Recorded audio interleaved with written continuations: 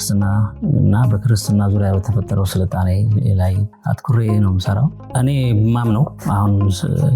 ማምነውም ሳነብም የተረዳሁት የዘመኑም ሰዎች ይህን ዘመን በደንብ አይተዋል ብዬ የምገምታቸውንም አንዳንድ የስነ ጽሁፍም ሆነ ሌሎች አይነት የዚህ ነገር የሚያወሩ ጉዳዮችን አንስተው የሚያወሩ ሰዎች ጋር ሳወራ ወይም ሳነብ ለውጥ ላይ ነው ያለነው ወይም ሽግግር ላይ ነው ያለነው። ሽግግሩ ከየት ወዴት ነው የሚለው ነው እንጂ የማይታወቀው አሁን ያለንበት ጊዜ በአንድ አሜሪካኖች የሚሉት ከ1750 በኋላ ትልቁ ታሪካዊ የሽግግር ጊዜ ይሄ ነው ይላሉ። የመጽሐፎቻቸውም እንደዚሁ እየተሻገርን ነው፣ ግን ከየት ወዴት እንደሆነ አይታወቅም። ስለዚህ በሽግግር ውስጥ የሽግግር ምስቅልቅል ውስጥ ነው ያለነው። ጽንሰ ሀሳባዊ ማንነቶች እስካሁን ሚናቸው የማይታወቅ ጉዳዮችን ተስፋ እናደርጋለን።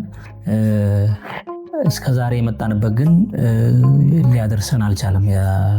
ተስፋው ምድር የሚባለው ይሄ ምንድነው የሚባለው? ተስፋይቱ ምድር ተብሎ አይደለም እንግዲህ ወደ ብልጽግና፣ ወደ እድገት፣ ወደ ሰላም፣ ወደ ዲሞክራሲ፣ ወደ ፍቅር ሰዎች ሁሉ ወደ አንድነት ይመጣሉ። ብዙ አለ ብቻ ይሄ የመንግስተ ሰማያት አምሳያ አይነት ንግግሮች ያሉበት ናቸው ዓለምን የሚመሩት። ሁሉም መሪዎች ጋር ሁሉም ፍልስፍናዎች ጋር ብትሄድ ይሄን ነው የሚያወሩት። ወደዚህ ይሄንን እየነገሩ በዚህ ርዕዮተ ዓለም ህዝቡን እየነዱት እየመሩት አንዳንድ ቦታ እየመሩት እዚህ ተደርሷል።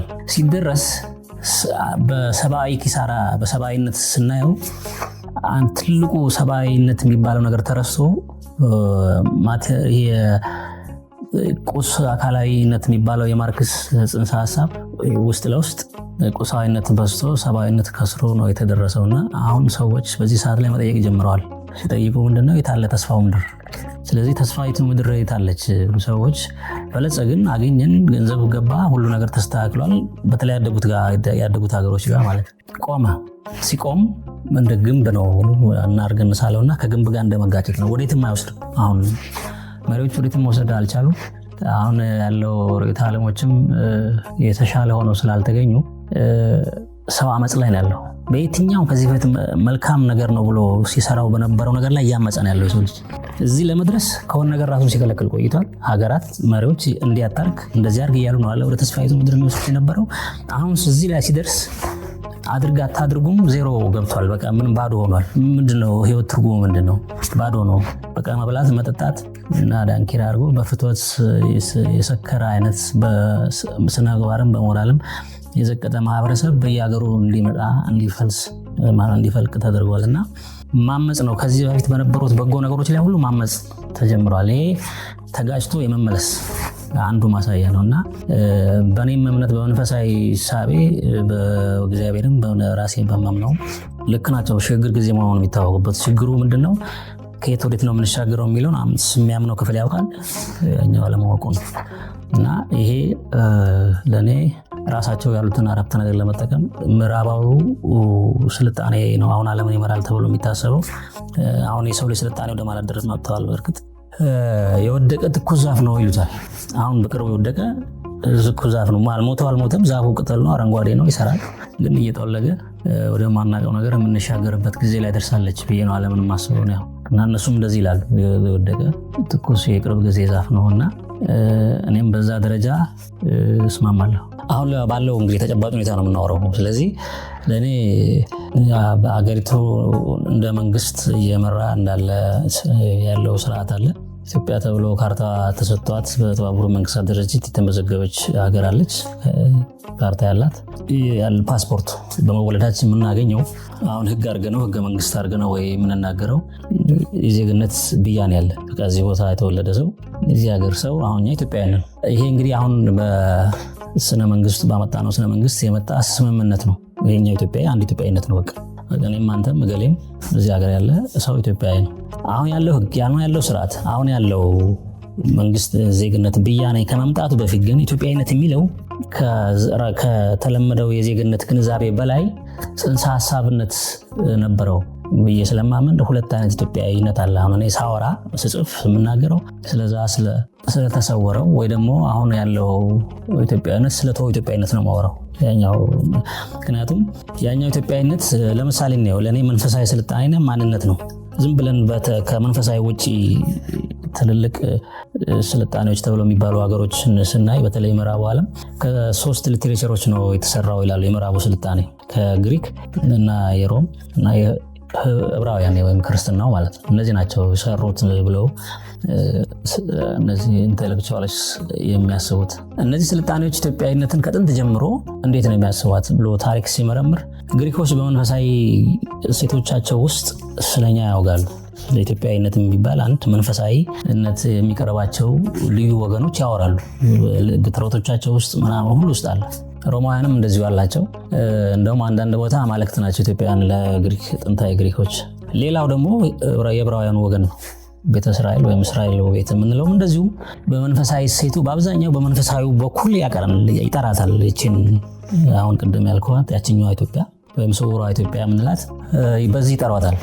ስለሷ በመንፈሳዊ ጉዳይ ይወራል። ከእግዚአብሔር ጋር በተገናኘ ያላት ግንኙነት እነዚህ መንፈሳዊ እሴቶቿ በጣም በመጽሐፍ ቅዱስ ውስጥ ስለሚነሱ ሁለተኛው የመንፈሳዊነታችን ምስክር ነው። ግሪኮቹ እንደዚሁ ያስባሉ ለብቻቸው፣ ዕብራውያንም እንደዚያ ያስባሉ። ነቢያቶቻቸው ተናግረዋል፣ እግዚአብሔር ተናግረዋል፣ እንዲህ ብለው ጽፈዋል። አዲስ ኪዳን ላይም የተቀበልንበት መንገድ ራሱ አንድ ትርጉም አለው። በእስልምና እንኳ ስንመጣ መስራች የሚባለው ወገን እስልምና የነብዩ ቤተሰቦችና ከዛ በኋላ የተጻፈው የእስልምና መጽሐፍትም ኢትዮጵያን በዚህ በመንፈሳዊ በደግነት በበጎነት በእነዚህ ነው የሚያነሷት። እነዚህ ትልልቅ የሚባሉት 3 ታላላቅ ለብቻቸው ሊጠሩ ሊለዩ የሚታወቁ ስልጣኔዎች ወይም የእምነት ጉዳዮች ኢትዮጵያን በዚህ ያቋታል። ለየብቻ አንዱ ለአንዱ ተመካክሮ ሳይሆን ለየብቻ ያቋታል። ስለዚህ ኢትዮጵያዊነት ምንድነው? በእነሱ በዚህ በዓለም ታሪክ እንኳን ስናየው ትልቅ የመንፈሳዊነት የትልቅ ስብዕና ባለቤት የሆኑ ህዝቦች ምልክትና መገለጫ ተደርጎ ሊወሰድ ይችላል። የኢትዮጵያ መጽሐፍ ቅዱስ ማህበርም ኢትዮጵያዊነትን አንድ ቦታ ላይ ሲበይነው እንደዚህ ነው የሚለው፣ እንዲና እንደዛ ተብሎ የማይገለጽ የእግዚአብሔር መንግስት ምሳሌ ይለዋል። አግኝተኛል አሁን ለፈልኩ። ስለዚህ ለኔ ወደ ውስጥ ገባ ለኔ ሰማያዊት ኢየሩሳሌም ወይም የጽዮን ፍጹም ሰው ስብዕና ምልክትና ከተማ ተደርጎ ነው ለኔ እሱ በመጽሐፍ ቅዱስም የተጻፈውም በሚስጥር ማለት ነው የዛ መንግስት ምሳሌ ነው። ትክክል ነው። ያብያኔው ለኔ ኢትዮጵያዊነት ብዬስል ይሄ ነው። ዘር ከነገር ከቋንቋ የተዋጀ በታሪክ ልክ ኖህን እያሰበ የሚኖር ኖህ አሁን ዘር ነገድ ቋንቋ ሴም ያፌት የማይባለው ሳይሆን መርከቧን ሙሉን የያዘው ማለት ነው። 3ቱንም ነገድ የያዘ በሰብዕና ደረጃ ልክ ሰብአ ሰገል 3ቱን አይነት መስዋዕት አቀረቡለት እንደሚባለው ለሁሉም የሚሆን ወይም በበዓለ ሃምሳ አንጻር ደግሞ ስናየው የመንፈስ ቅዱስ ለሁሉም እንደ ሁሉም ሊናገር የሚችለው መንፈስ ወርዶ የተናገረበት የቤተክርስቲያን ልደት ቀን ወይም የቤተክርስቲያን ሰብዕናዋ የተገለጠችበት ቀን ምሳሌ የሆነች ናት ለነ ኢትዮጵያ ብለን የምንላት። ምክንያቱም ኢትዮጵያ ብለን ስላለን ከጥንታዊ ከዚህኛው ከግሪክ ጋር ከዛም ጋር ሁሉም ጋር ብንሄድ ይህን መንፈሳዊነት ነገር ነው የምናገኘው። እንደዚህ ነው የሚያስቡን ሰዎች። ስልጣኔዎች እንደዚህ ያስቡናል። በዓለም ታሪክ ውስጥ ያለን ቦታ ይሄ ነው። ራሳችንም ስንሰራ የቆየነው እዚህ ውስጥ ነው። የባለፉት 2000 ዓመታት እንኳ ብናየው የአዲስ ኪዳኑ ስነ መንግስትም ሆነ ቤተ ክህነትም ሆነ ባህላችን፣ ቋንቋችን፣ ካሌንደራችን ሁሉም ነገር በዚህ እውነታ ውስጥ ተመስርቶ ነው የተሰራው። እዚህ ላይ ነው የቆመው። ወንጀልም ሰርተን ከሆነ በዚህ ዙሪያ ነው፣ በጎ ነገርም ሰርተን ከሆነ እዚህ ዙሪያ ነው። ስለዚህ ለኔው ትክክለኛውን ኢትዮጵያውን ማግኘት የሚፈልግ ከሆነና አሁን ላለው ተጨባጭ ሁኔታ አምጥተ ነው በጎደለው ሞልተን ያለውን አጽንተን እንደይ ከተፈለገ ይችን ኢትዮጵያ ሳንይዝ የትም ልንሄድ አንችልም። ይሄ ስነ ልቦናዊ ታሪካዊ ብዙ ነገር ሊባል ይችላል። እውነታ ነው ለኔ በስማም ነውና ለኔ ኢትዮጵያዊነት ማለት የፍጹሙ ሰብዕና ሌላ ስያሜ ነው። ልዩ ሰብዕና ዝርዝር አለው ብዙ፣ ግን እስካሁን ባልኩ ሰው የመሆን ትልቅ ልዕልና ሲገለጥ ኢትዮጵያዊነት ብዬ ሰይመዋለሁ። ያንን ይዘነዋል ወይ የሚለው ሌላ ጉዳይ ነው። ግን ይሄ ነው ለኔ። አንድ ስልጣኔ ለብቻው አይቆምም፣ ሁልጊዜም ይታወቃል። በገነነበት ዘመን ላይ እንደውም አንድ ስልጣኔ በጣም ሰልጥኗል የሚያሰኘው ከብዙ ሀገሮች ጋር ከብዙ አይነት የንግድ ማህበረሰብ ጋር ፈጥሮት የነበረው ግንኙነት፣ የባህል የእውቀት ልውውጦች፣ እነዚህ በጣም በሰፋና በዳበረ መንገድ ባካሄደባቸው ወቅት አንድ ሲቪላይዜሽን ጫፍ ላይ ደርሷል፣ አድጓል፣ ፋፍቷል ይባላል። እና ኢትዮጵያ ለዓለም ምን አበርክታለች ሲባል አንድ ስልጣኔዎች የምትጠራበት ስልጣኔዎች አሏት። ለምሳሌ አንድ ሰው ምን ይላል? ዛሬ የምንጽፍባቸው አልፋቤቶች፣ ዛሬ የምንጽፍባቸው ፊደሎች አሉ አይደለም? እነሱን ፊደሎች ከክርስቶስ ልደት በፊት 1800 ዓመት ዓለም አካባቢ ላይ በአሁን ሊባኖስ እና በግብጽ መካከል በነበረ ቦታ ላይ ያሉ ሴራይትስ የሚባሉ ጎሳዎች ነበሩ ይላል። አሁን የአካዳሚክ እንትን ነው፣ የአልፋቤት ሂስትሪ ሳይኮሎጂ ላይ ሲያስተምሩ እንደዛ ይላል። እና እነዛ ሰዎች ግብጾች ፈጥረዋቸዋል ተብሎ ይባሉ የነበሩት ገና በሙከራ ደረጃ የነበሩ እንደዚህ ምስል ብቻ የሚወክሉ ፒክቶግራፍ የሚባሉ የፊደል ስርዓቶችን ባመጡበት ወቅት እነዚህ ሰዎች የራሳቸውን 22 ነው ወደዚህ 21 ነው 22 አካባቢ ፊደሎች ያቀርባሉ፣ እንትን አዲስ ያመጣሉ። ከዛ በኋላ በታሪክ አጋጣሚ በነበረው ጊዜ ወደ ታች ይገቡና የዛሬው አቢሲኒያ ውስጥ ገብተው መኖር ይጀምራሉ ይላል። የቀረው ትንሹ ጎሳ ግን እዛው አካባቢ በሌሎች ማህበረሰቦች ይዋጥና ፊንቃውያን የሚባሉ ሰዎች የነሱን ይወስዱና የነዚህን የሴራይት የሚባሉ ጎሳዎች ወስደው የዛሬውን ዘመናዊ አልፋቤት የላቲን የግሪክ የምንላቸውን በዓለም ያሉትን በሙሉ እነሱ ፈጥረዋቸዋል ይላል። አሁን ፎኔቲክስ ምናምን እንለው ከፊንቃውያን ነው የሚመጣው፣ እነሱ ናቸው የሚያመጡትና እነዛኞቹ ዋናዎቹ የፊደል ባለቤቶች ግን ለዓለም ይህን የፊደል ስርዓት እንዳመጡ ብዙም የሚያውቁ አይመስለኝ ይላል። እዛው ላይ ራሱ ሲጽፍ አንድ የሳይኮሎጂ መጽሐፍ ነው መጽሐፍ አለ እንደዛ ይላልና በፊደል ጉዳይ ላይ እንግዲህ እውቀት የሚተላለፈው በፊደል ነው፣ ጥበብ የሚተላለፈው በፊደል ነው። ከዛ በኋላ ግሪክም ይጻፍ ሮማ፣ አይሁድም ይጻፍ እኛም በነዛ ፊደሎች ነው እውቀት ስንቀባበል የቆየ ነው የመጣ ነው አይደለም።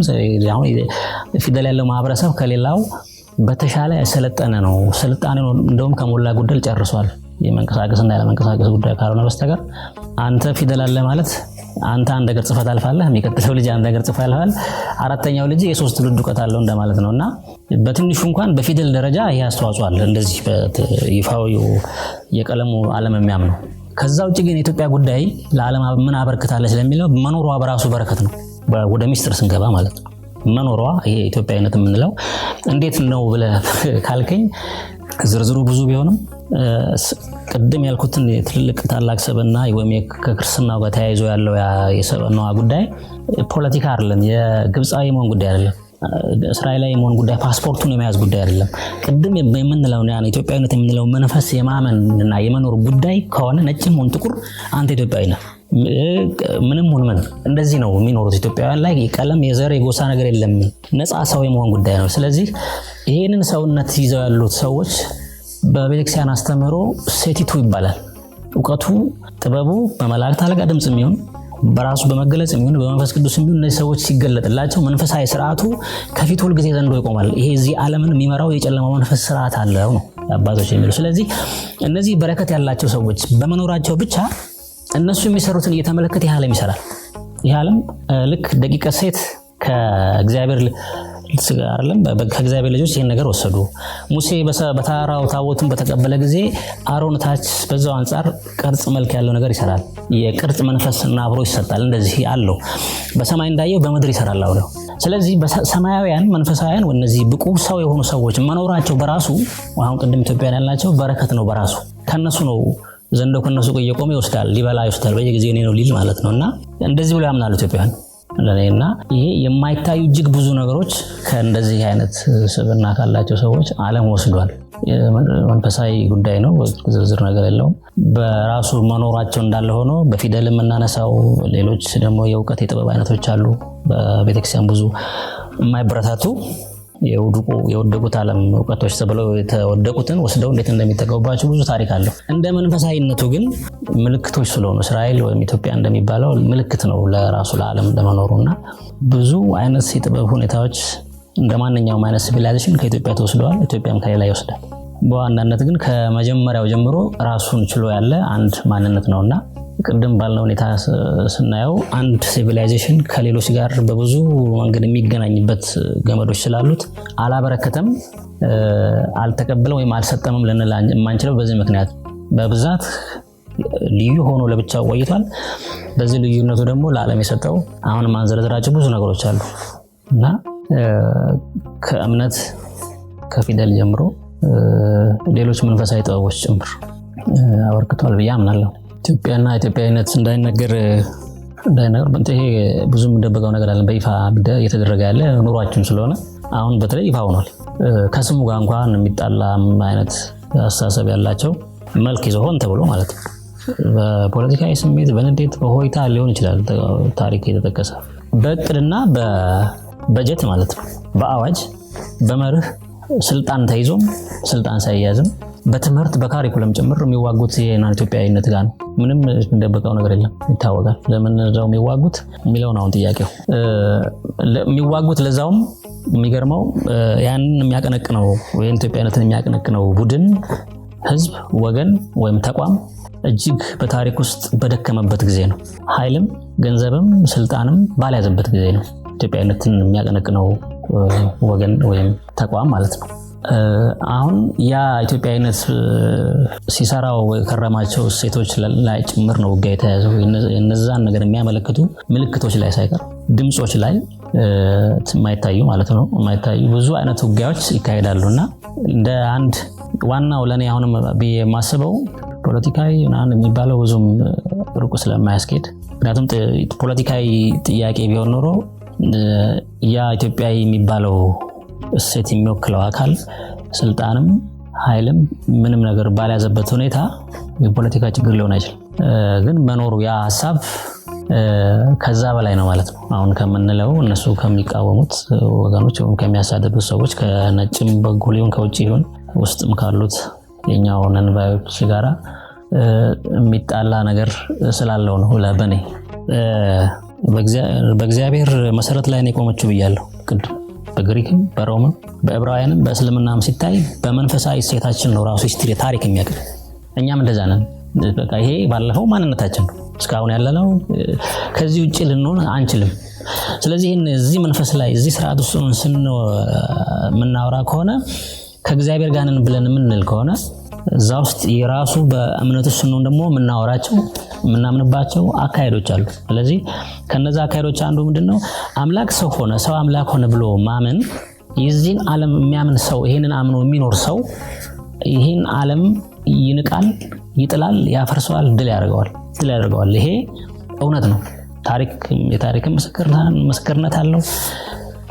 ስብዕናው በዓለም ላይ ሁሉም መጥፎ ነገሮች የሚሰሩት በበጎ ስም ነው። አይተከው ነው በጥሩ ስብዕና ስም ነው፣ በበጎነት ስም ነው ሁሉ ነገር የሚደረገው። ነው የሐሳዊ መሲህ የምንለው ነው ማለት እውነተኛው መሲህ አይደለም ወይ እውነተኛው ሰውነት አይደለም ወይ እውነተኛው ፍቅር አይደለም፣ እውነተኛው ወይ ብልጽግና አይደለም፣ እውነተኛው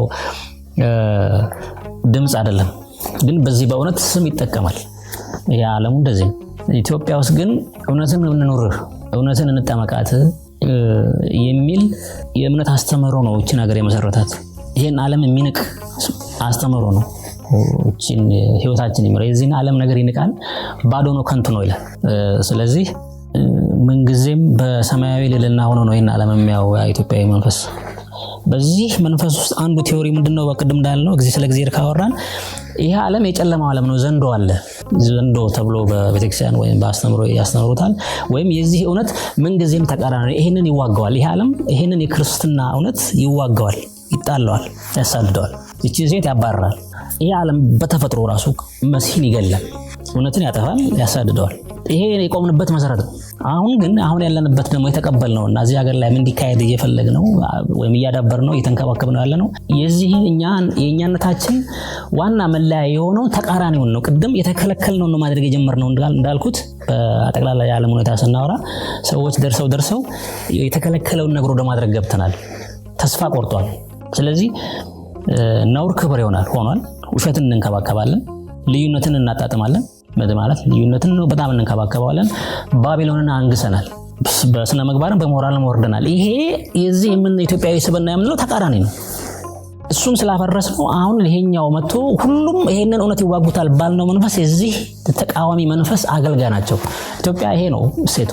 ኢትዮጵያነት ይሄ ይወከልበታል። ስለዚህ ይሄንን እሴት በሙሉ ምን ያደርጋል? ይዋጋል ነው በየትኛው መንገድ በመንፈሳዊ ጽንሰ ሐሳብ ይሄ ነው አንዱ ከተዋህዶ ከምንለው ከመጀመሪያው መሰረታችን ጋር አሁን ያለው ውጊያ ይሄ ነው። በየትኛውም ነገር በሃይማኖት መልክ ይኖረው የፖለቲካ መልክ ይኖረው በራሱ ይሄን ሴት ይዘው የሚያገለግሉ ሰዎች ያሉበት አሁን በራሱ በቤተክርስቲያን በቤተ ክህነትም ራሱ ህዝቡም እንደባህል ውስጡ ይዞት ስለሚጓዘው ኪዳንና ዓለም እሱ እንዴት እንደሚዋጋው በደንብ የነቃ አይመስለኝም። በኔ ግምት የሚዋጉትም በዚህ ምክንያት ነው። ይሄ ሴት ካለ በትንሳኤ የሚያምን እንደገና ድል የሚያደርግ አንድ ስንዴ ብዙ ሊሆን እንደሚችል ለመሻገር እድል ሀገር ተስፋ የሚኖረው ይሄንን ኪዳን ያለው ህዝብ ነው። ይሄን ኪዳን ያለው ሰው ነው ድል የሚያደርገው ይሄንን ዓለም የሚጥለው። ስለዚህ ይዋጋል። ምንም ይሁን ምን ከስሙ ጋር ይዋጋል። ስሙ ራሱ ኢትዮጵያ ከሚለው ስም ጋር ይዋጋል። ይሄን ነገር ያገለግላል ይገለጥበታል ተብሎ ከሚባለው ተቋም እንደ ቤተክርስቲያን ይዋጋል። ከባህሉ ጋር ይዋጋል። እዛ በቤተክርስቲያን ደግሞ ቅድም ያልናቸው ቤተክርስቲያን የምታበረታታው አለ፣ የማይበረታታው ወገን አንዱ ተዋጊ ሆኖ አለ። ያን ነገሩን ባለመግለጥ ነው። አሁን ይሄንን ስታየው ክርስትና ሃይማኖት ስብከት መስሎ ሊታየው ይችላል። እውነት ግን ይሄ ነው ማለት ይሄንን ከተማመን በኋላ ነው በሌሎች ጉዳዮች ላይ መነጋገር የሚቻለው። ሙሉ ለሙሉ ሰው ራሱን ሊክድ አይችልም። ማህበረሰብም ይሄን ሊክድ አይችልም። ይሄን ሲክድ ነው አሁን ያለው ኪሳራ የመጣው። አንተ እስከዛሬ ነበርከው ነህ፣ እኔም እንደዛ ነኝ። ይሄንን በምንም መንገድ ልናጠፋው ምን ሞክር ከሆነ አንለማም። ያ የሚዋጋውን ክፍል አይሳካለትም። ይሄም ደግሞ ራሱን ተፈትኖ የሚወጣበት ነው። እንደዚህ ነው የሚያምነው። አሁን አለም በእርግጥ ኢትዮጵያዊነት ፈተና አሁን አለም የነበረው ምክንያቱም ከድሮም ጀምሮ ያለ ነው። በዚህ ዙሪያ አሁን ያለው የፖለቲካዊ ኢትዮጵያዊነት ሳይሆን ይሄ የምንለው የአረቂቅ ኢትዮጵያዊነት ብዙ ፈተና የገጠመው ከዚህ መንፈሳዊ ብያኔ ይነሳል ብዬ አስባለሁ። ወደ ውስጥ ገብተን ፍልስፍናዊ መሰረት እንበለው በዘመናዊ ቋንቋ ይሄንን መሰረቱን ካልያዝ ነው በአየር ላይ ዝም ብለን ብንዞረው የትም አንደርስም። አዙሪት ውስጥ ያለ ነው። አሁንም እዛው ነው፣ ተመልሰን እዛው ነው እና ታላላቅ ስብዕናዎችን የሚወልድ እምነት አላደረግነውም። ምናምነውን ነገር ልማድ አድርገነዋል። እምነት በመሰረቱ ማህፀን ነው። ሃይማኖት መወለጃ ነው። ሰው ወልደ እዛ ውስጥ አድገ ልብስ ለብሰ በዚህ ዓለም ላይ እንደ ተኩላ ጋር የምትሄድበት፣ የምትሸኝበት፣ የምትገባበት፣ የምትወጣበት፣ ድል የምትነሳበት፣ የምትወርግበት፣ የምትነሳበት ሰበና የሚሰራው እንደዚህ ነበረ። አሁን ልማድ ሆኗል። ስለዚህ የመንፈሳዊነት እና ትልቅ ሰበናን የመፍጠር ዓላማን ይዞ የሚነሳ አይነት አካሄድ ካልተከተልን ግርዛዜው ይቀጥላል፣ መፋዘዙ ይቀጥላል። እውነቱን መደባበቅ የለብንም። ይሄ ነው እውነቱ። እንደዚህ ነው ለእኩልነት ነው ምናምን እኩል የምትሆነው አሁን ባለው በፓስፖርት ኢትዮጵያዊነት ነው። ልክ እንደ ዛኛው ባህል ሌሎች ባህሎች ኢትዮጵያ ውስጥ እንዲወጡ ተፈልጎ እንደሚሽሞነሞኑት ሁሉ ይሄኛው ባህልም ወጥቶ ይሽሞነሞነ ሲባል ለምንድነው እሺ የማይባለው? ውጊያ መሆኑን ታውቀው። በዚህ እኔ የጥንታዊ ንጉሴ የኔ ንጉስ ይሄ ነው ብዬ ሳመጣ ልክ ደስ እንደሚሏቸው ሁሉ አንተም ንጉስን አምንተ ይሄ ነው ንጉሴ ብለህ ስትል ለምንድነው እሺ የማይባለው? ስሙ ራሱ አይፈልግም። ለዚህ ሌላ ትረካ ይምጣ ሁሉንም ሰው የሚያስታርቅ እና ከመጀመሪያው በጥል መንፈስ የመጣ መንፈስ ስለሆነ በእኔ እምነት ውጊያው የሚመጣው ይሄ እውነት ላይ ቆመን ከመሰራታችን የተነሳ የተቃዋሚው መንፈስ የተጣባው ውጊያ ይመስለኛል። የአውሮፓውያን ላይ ለምሳሌ ደቂቀ ያፌት ላይ ቤተክርስቲያን ትርጉም አላት፣ ትንታኔ አላት። በጥሩ ስም የላቸው በዓለም ላይ ምን ሊያደርጉ እንደሚችሉ ምን እንደሚሰሩ ጽፈዋል እነሱ። ለምሳሌ ደቂቀ ያፌት በከተሞቻቸው ጋር የሚያልፉ ነጋዴዎችን ከመሬቱ ጋር መሳሰለው ጉድጓድ ሰርተው ይላሉ። ጉድጓዱን ሰርተው ሰው መንገድ መስሎ ዝም ብሎ ይገባል ጉድጓድ ውስጥ። ከዛ ነጋዴው የያዘውን ወስደውበት እንደዚህ አድርገን ሀብታችን ያጠራቅም ነው ብለው ያምናሉ። መንገዱን እንደ ፕሪንሲፕሎች የንግድ ውሎች የትኛው ማድረግ ውሰዳቸው፣ በእነዚህ ውስጥ ነው ዝርፊያው፣ ቅሚያው፣ ግድያው፣ ማጥፊያው ያለው። በዚህ ደረጃ እንደዚህ በዓለም ላይ ያሉትን ትልልቅ ሲቪላይዜሽኖች ከዚህ ዋና እውነት ጋር እንዴት አድርገው እንደሚዋጉ እንደዚህ አስቀምጠዋል። ውጊያውን ያላወቅንበት እኛ ነን ብሎ አድዋ ላይ ማርያምን ብለው ሰዎች ሲሄዱ ዝም ብሎ በፉከራ አይደለም የሚያምኑት ስላለ። ሰው ካላመነ ሀገር አይሰራም፣ ሀገር አይመሰረትም። ፍልስፍና ከሌለው ይሄን ሁሉ ዘመን አይኖርም። መንገድ ነበረው እየተጓዘ ነው ያለው። ያን ትተነዋል። ስለዚህ ሳናቆም እንዋጋው የራሳችን አለን። ራሳው ኢትዮጵያዊ እንደምንባለው ሰዎች ሆን ብለው ደግሞ ይሄንን የሚሰሩ አሉ። በሚገርም ሁኔታ ስልጣንና ኃይል ገንዘብ ሁሉ ይዘው ነው አሁን እየተሰራ ያለውና ውጊያው በክርስቶስ ላይ ከተደረገው ጋር አንድ ነው። እውነትን የማጥፋት ስራ ነው በዓለም ላይና በዚህ ደረጃ ራሳችንን ማሰብ ካልቻልን በስተቀር የኢትዮጵያ ችግር በትንሽ ፖለቲካ ተወራጭ ነው ችግር የሚፈታው አይደለም። ጠቅላላ ከራሳችን ጋር ጣልተናል፣ መታረቅ አለን ከመሰረቱ ጀምሮ ያለው እና እኔ እንደዛ ይመስለኛል። የሚዋጋው ዘንዶ ነው። ኢትዮጵያ ደግሞ ያው አለች እስካሁን ሞታ እንኳን አለች። ያው አለ በጽሁፉ መሰረት በህጉ በደንብ መሰረት የሞቷ ጽሁፍ ሁሉ አለ። ልክ እንደ ክርስቶስ ነው። ላይ ሞቷል ተብሎ ተጽፏል። መቃብሩ ተዘግቶ ነው። ነገር ግን በዝግ መቃብር ወጣ የሚለውን የሚያምን ሰብና ነው ኢትዮጵያ። እንደዚህ የሚያምኑ ሰው በዝግ በር ይገባል፣ በዝግ ማህፀን ገብቷል ብሎ ማርያምን ሲምቦል የሚያደርገው የማይቻለው ይቻላል። በዝግ በር እንገባለን፣ በተዘጋ ግድግዳ እንሄዳለን። ሁሉ በር ቢዘጋ የሚገባ አለን ብሎ የሚያምን ነው። ይሄ እንደዚህ ብሎ ነው የሚያምነው። እንደዚህ ነው የተሰራቸው። ስለዚህ እንግዲህ ከሞትክም በኋላ ያው ምቀኝነት አይተውም ይላሉ። ቅናት ያው ስትሞት ይተዋል ይባላል።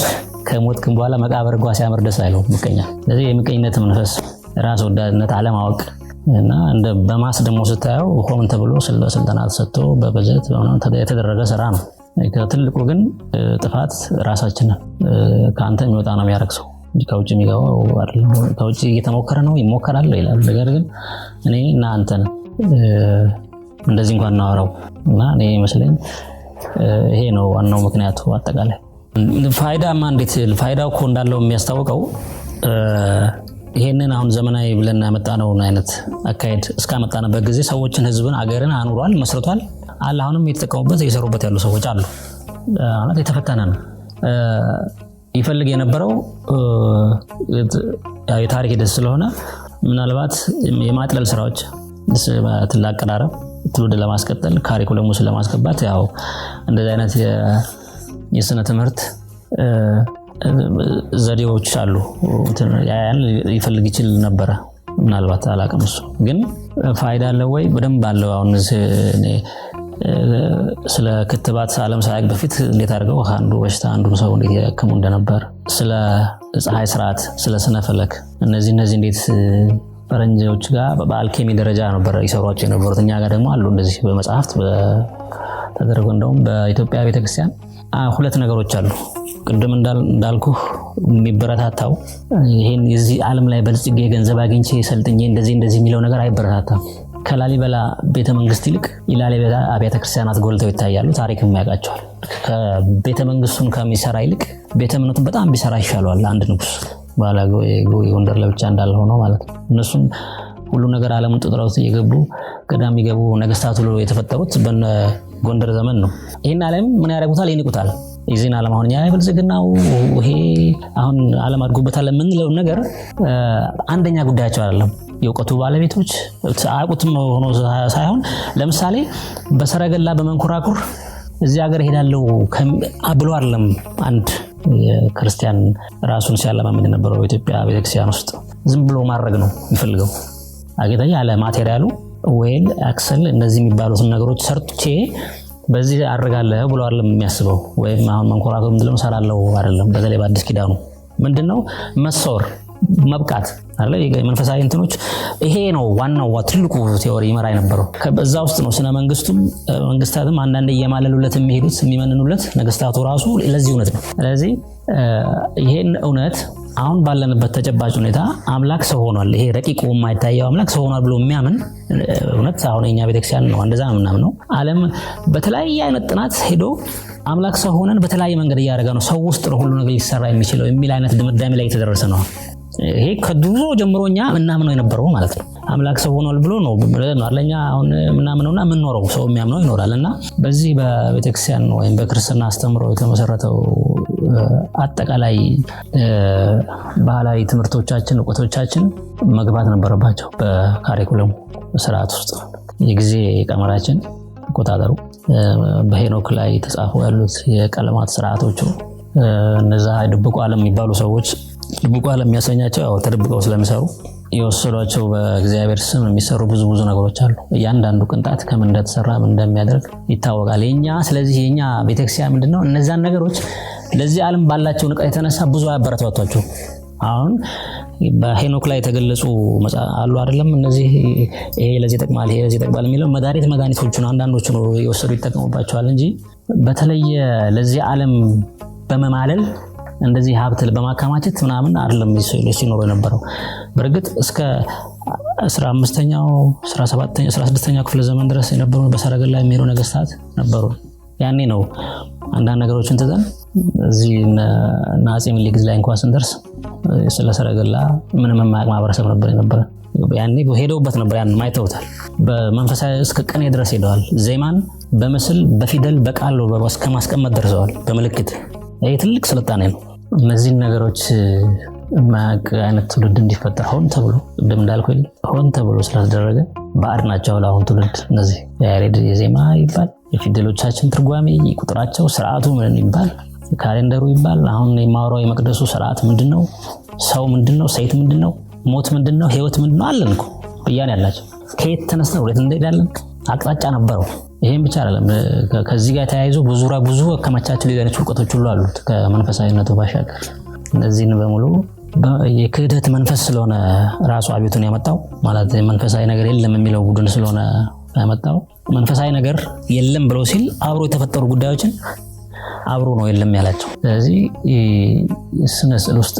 ስዕሎቻችን ውስጥ ያሉት የቀለም ትርጓሜዎቻችን አብረው ጠፍተዋል፣ አብረው ተስተዋል። ፊደሎቻችን ውስጥ ያሉ የቁጥር ስርዓቶች፣ የሚስጥር ስርዓቶች እንዳሉ የሉም። አሁን ካሌንደርም የቀን አቆጣጠራችን ወደዛኛው እየዳዳን ነው በዚሁ በድህነት ምክንያት ማለት ነው። ስለዚህ ሆን ተብሎ ከሚደረገው ነገር ጋር በተያያዘ ባህሉን የማጥፋት ዘመቻ 40 ዓመት ሆኖታል በይፋ ከተጀመረ የማጥፋት ዘመቻው እና የሀገር በቀል እውቀቶች አንዱ ስነ መንግስታችን እንዴት አድርገን የምናስተዳድርበት ነው የነበረው ነው። እሱም አብሮ ነው የጠፋው። ስለዚህ እኔም ልህ ኢትዮጵያ እቺኛው አሁን በባህሉ ነው እንጂ ያለችው በዞና ደረጃ ብዙም የለችም። ለቱሪስት መስህብ ሲባል እንፈልገዋለን፣ ግን ያንን ቱሪስት መስህብ ነው ያልነውን ነገር የሰራውን መንፈስ አንፈልገው። ካልፈለከው አይሰራማ። ቀጥሎ ያለው እንደዛ አይነት ሰው አይፈጥረው። መንፈስ ነው ዓለምን የሚመራው። መንፈስ ጠንካራ ካልሆነ፣ መንፈስ ጋብቻ ከሌለው፣ ጀምረህ ማጨርስ ከሆነ፣ የተረጋጋ የፖለቲካ ስርዓት እንዳይፈጠር የሚደረግብህ ከሆነ አንተም አትቀጥልም፣ ሀገርም አይቀጥልም። ስለዚህ የሀገር በቀል እውቀቶች ላይ እንዲሁ ከቲካተቱ ብላ የምንለው ብቻ አይደለም የህልውናም ጉዳይም ጭምር ስለሆነ ስለዚህ ቢኖሩ ጥሩ ነበር። ለምን ይሆናል ወደፊት። ግን አሁን ባለው ሁኔታ ለጊዜው እንኳን እድሉ ሊሰጠው ካሪኩለም ውስጥ ሊገባ በካሪኩለም ውስጥ ጸረ እሱ የሆነ ትምህርት ነው የሚሰጠው። ጸረ የኢትዮጵያ ሴት ባህላዊ ትምህርቶች፣ እውቀቶች ጸረ እዛ ነው የሚሰጠው። እንኳን እሱ ሊገባ እንደ ስኩል ኦፍ ቶት እንኳን እንደ አንድ የትምህርት አይነቶች ይሰጥ የለም የትኛውም የትምህርት እንትን ውስጥ ማለት ነው። ስለዚህ ከዛ ውስጥም ያሳድዱታል፣ ከመጽሐፍ ውስጥ ሁሉ ያሳድዱታል። እና ይሄ በበጀት ነው በአገር ደረጃ ነው የሚሰራውና ባለቤት ስለሌለው እና አገር በቀል እውቀት እነ ቻይና እና ሌሎችን ውስጥ ያስቀናልኝ አገር እንደዛ አይደል። እንደ ቻይና እንኳን አረጋግጥ አሁን እኔ ባልኩት መንገድ ብቻ ሳይሆን ሰዎች አሁን በየቤታቸው የሚያዳምጡ ሰዎች ወዴት እንደምንሄድ ይሄን ዓለም ሲስተም ቁጭ ብለን ዝም ብለን ለትንሽ ደቂቃ እንጠይቅ እስቲ። አሁን ያለንበት የዓለም ስርዓት ወዴት ነው እየወሰደን ያለው? ምንድነው ፍጻሜው? የሚመሩን የሚያስተምሩን የሚነግሩን ሰዎችስ ወዴት ነው የሚወስዱ? አድራሻ አላቸው ወይ? ዝም ብሎ ሰው ይጠይቅ። ውስጡን ለማሰብ ይፍቀድ። በኢትዮጵያ ውስጥ እግዚአብሔር ሐሳብ ነው፣ እግዚአብሔር ወልድ ቃል ነው፣ እግዚአብሔር መንፈስ ቅዱስ ህይወት ነው እያልን የምንማር ሰዎች ነን። ማለት ከሶስቱ አካል አንዱ የምናመልከው አምላክ ሐሳብ ነው። ይሄ ሁሉ በዓለም ላይ ያለ ከውሸት በስተቀር ያለው ማንኛውም በሰው ባህሪ ውስጥ ሁሉ ያለ በእግዚአብሔር ታስቦ ነው የታሰበ አይደል ያለው። ስለዚህ እንዲህ ሐሳብን ነው የምናመልከው ማለት ነው። ንጹህ ቅዱሱ የሁሉ ነገር መነሻ የሆነ ሁሉ ነገር ማሰብ ያስገኛ አንድ አምላክ ነውና ለማሰብ እንፍቀድ፣ የምናመልከውን ነው። እንደዛ ከሆነ የተፈጠረናል። የሱ አርአያንን ካልን እናስባለን፣ እንናገራለን። እንደዚህ ያው ደግሞ አለን ህይወት። እነዚህን ነገሮች በእውነት እንኖራቸው። በቃ እኔ የምለው ያንን ወላዲ ብሎ ካመነን የሚያምን ሰው ሐሳብ ይወልዳል፣ እውቀት ከሱ ይነገራል፣ ሚስጥር ይገለጻል። በዚህ ነው የሚታወቀው። የአብ የወልድ መንፈስ ቅዱስ አማኝ ነው ማለት አንድ ሰው በግብር ተገለጸ ሲባል አብ ወልድ መንፈስ ቅዱስ ይሰሩበታል ነው። ሲጠመቅም እንደዛ ነው ማለት። አይወልድም ጋር አይወልድም አትወልድም ማለት ነው። መካን ነው ተከታይ ወይም ብሎ ወይም ጨረቃ ነው የምትሆነው። ከራሳቸው ግን የሚያነቁ ሚስጥር የሚገለጽላቸው ሰዎች አብን ወላዲ ወልድን ተወላዲ ብለው ያምናሉ ይባላል። ከዛ የሚናገሩት ቃል ራሱ ህይወትም መንፈስም ያለው ይሆናል። እግዚአብሔር አንድን ቃል በጎ ሰውዬና ክፉ ሰው ሲናገሩት አንዱን ቃል ማለት ነው እንደ ሰዎቹ በጎነት እኮ ቃሉ አድራሻው ጋር ሲደርስ የሚያመጣው ተጽዕኖ አለ። አንዱን ቃል በጣም በጎ ሰው ሲናገረው ሰው ውስጥ ገብቶ ይሰራል፣ እንዲሰማ ያደርጋል። ታዝናለህ ወይ ደግሞ የደስታ ከሆነ ደስ ይላል። ያንኑ ቃል ደግሞ ክፉ ሰው ጋር ተናገረው አይገባም በልብ ውስጥ፣ ከልብ ጋር ይገናኛል። አንድ ነገር ከልብ እናድርገው። ፍጹም ሰውን በመውደድና በማክበር በማፍቀር እናድርገው፣ ምንም ያለምንም አጥር። ይሄ ነው ባልንጀራዬ ማን ነው ሲለው ይሄ መንገድ ላይ ወደቀ ገሌ ያለፈው ገሌ ያለፈው። በቃ ማንኛውም በጎነት እንደዚህ ነው የተማርነው። ኢትዮጵያዊነት የምንለው ይሄ ነው። ብዙ እንግዶችን ስንቀበል የኖርነው በዚህ ምክንያት ነው። አብርሃምን የምንወደው ለዚህ ነው። ዝም ብሎ ሲቀበል ነው መጨረሻ ሥላሴን ተቀበለ የሚያሰኘውና ለዚህ በጎ ነፍስ ሐሳብ እንዲኖረን የምንናገረውም ቃል ከሰው ልብ እንዲደርስ ለማድረግ ህይወት እንዲኖረው የምናምነውን እንኖር ነው የምለው።